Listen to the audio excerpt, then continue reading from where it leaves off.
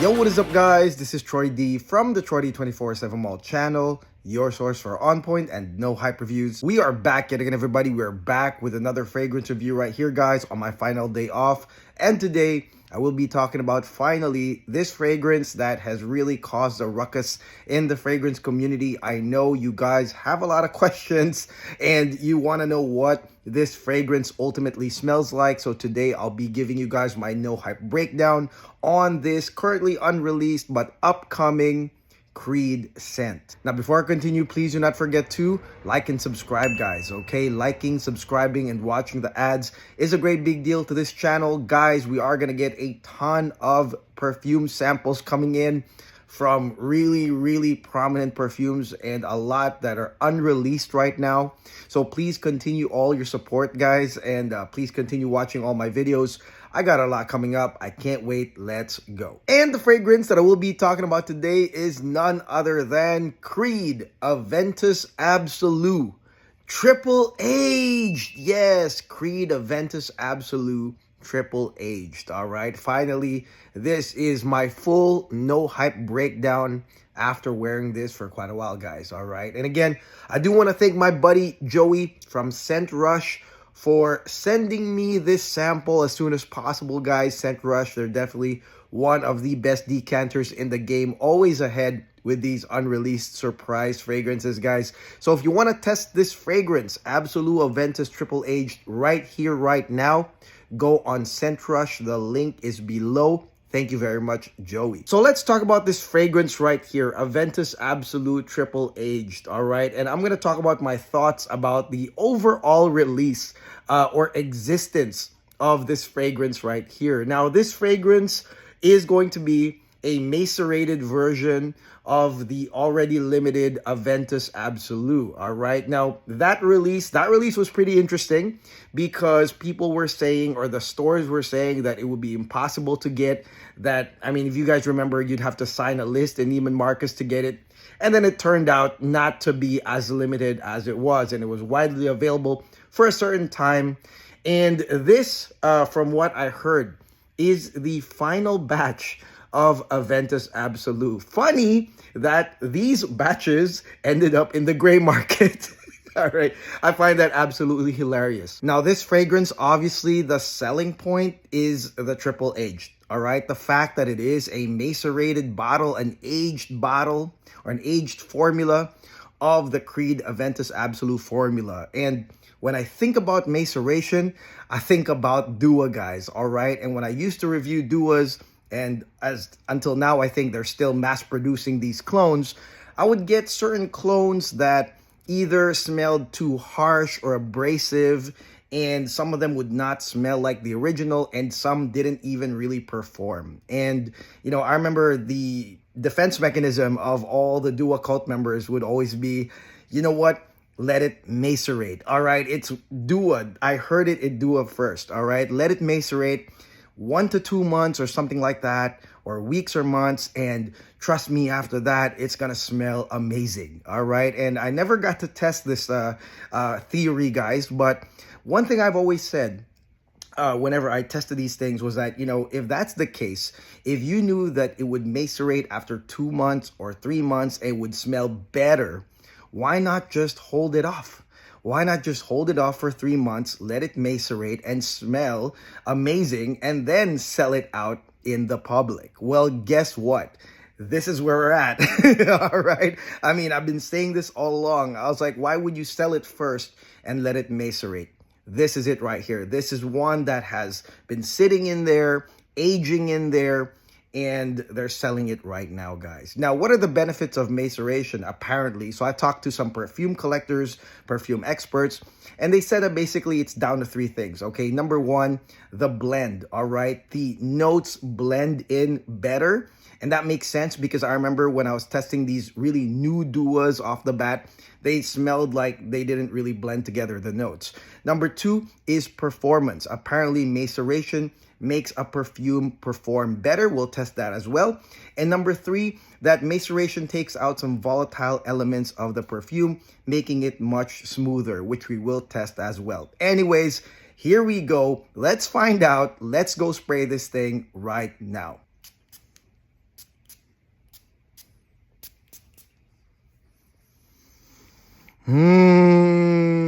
Okay, guys, now let's talk about this fragrance right here, Creed Aventus Absolu Triple Aged. Now, I gotta say, every time I wear this fragrance, I just like it. All right, I like it, and I did not feel the same way with the OG Aventus Absolu. All right, and there's a couple things here that make it different than the OG Aventus Absolu that's non-macerated. All right, now let's start with the opening. Right here in the opening of this fragrance, you are gonna get some grapefruit, some bergamot, and some black currant. And the thing I'm gonna say about this opening is that the citrusy side and fruity side of the opening, the blast is much stronger. That I will say. And I think that this is really new Creed at this point because it's really a nice burst of juicy and tart and fruity citruses, all right? The grapefruit here, not that bitter, but it's definitely the black currant and the bergamot, that crisp bergamot, setting up that gent scent part. But again, what I do like about it is it's actually a burst of citruses, something that will liven you up as you spray this fragrance. And I'm sure a lot of y'all will already expect a lot coming into this. But again, first spray, huge burst of citruses, black currant, amazing. Now, another thing about this fragrance that I would say is maybe a sign of the maceration process is the blend. Oh my goodness, I gotta say, the blend of this one is so amazing because I remember that when I did the original OG Absolu Aventus, it really did smell like a hybrid. You know, I would get pieces of the OG Aventus from the get-go, and then eventually I would get something like a Dior Sauvage somewhere in the mid. Interestingly, because of maybe the triple aged maceration process, guys, it is a smoother blend into the next phase of this fragrance. And I would say this whole thing happens, I would say 15 minutes in, as you get the spice of ginger as the bridge note into the eventual nice aromatic spicy mid, guys. But the blend, I gotta say, it's something that you have to find out once you wear this fragrance. The blend is actually pretty good, to the point where I can say that the intro did not feel too Aventus-y, and the bridge to the mid did not feel too sauvage. All right, so that is what I liked about this fragrance. It really did feel like its own perfume with that beautiful transition from that burst of citruses and black currant all the way to the spicy mid. Now, in my opinion, if you can put all the hate aside, I think you guys are gonna love this intro. Again, powerful burst of citruses and black currant, nice smooth transition into the mid via the ginger, guys. All right, and the mid of this fragrance is great as well. As you know, this one has spicy notes. You've got ginger, you got cinnamon, you got cardamom, but you have the balancer of citron, really keeping that continuity from the citruses. So basically, it does become a citrus, fresh, spicy, aromatic. Okay, now let's talk about sillage and projection. This fragrance has some really nice projection, all right? It is not weak whatsoever. I would consider this a scent trail type of fragrance, all right? It is not weak to where it is a close quarter scent only, but because of the spices, cinnamon, cardamom, and ginger, people around you will definitely smell your fragrance as you walk around. So this one does have a scent trail. And one thing I will say as well is that this strength of this aromatic lingering scent does feel consistent throughout the fragrance, all right? So this is not a fragrance that weakens within 2 hours or 3 hours. You will get a consistent sillage and aroma out of this fragrance right here. Okay, now let's talk about the mid of this fragrance, guys. So on the mid, you have the nice drizzle of spices. I would say cardamom is the more prominent one, and cardamom is really the more balanced aromatic one over the others. I mean, cinnamon will still be there on the late mid, but really what catches it from the ginger is going to be your cardamom. And man, it smells nice. It smells aromatic. It smells light in a way that it's light up in the air, and it's not like a deep fall winter type curve, all right? So a lot of people that will like this fragrance for it being like a nice citrus aromatic will enjoy the amount of cardamom here. Now, another thing that this has is some citron, some pineapple here in the mid, and I can say that the pineapple is a beautiful balancer. And maybe it is the maceration process, but really the pineapple pops up in the mid rather than in the almost beginning part of the fragrance, guys. Okay, so it's grapefruit, it's bergamot, and then the balancer here in the mid is gonna be a beautiful pineapple note, again with that cardamom. Now, another thing that I do like about this fragrance is the leathery labdanum. All right, so there is a leathery transition, really bridging towards the dry down that signals the sensuality of this fragrance. But guess what? It's not leather, it's labdanum. So there's something that, there's a love and hate regarding the birch and leather combination on the original Aventus. Well, guess what? This one does not have leather, but you do smell something like a leathery, sensual transition care of the labdanum, which I really like. And to me, in terms of the coverage, the pineapple lasts up to the 2-hour mark.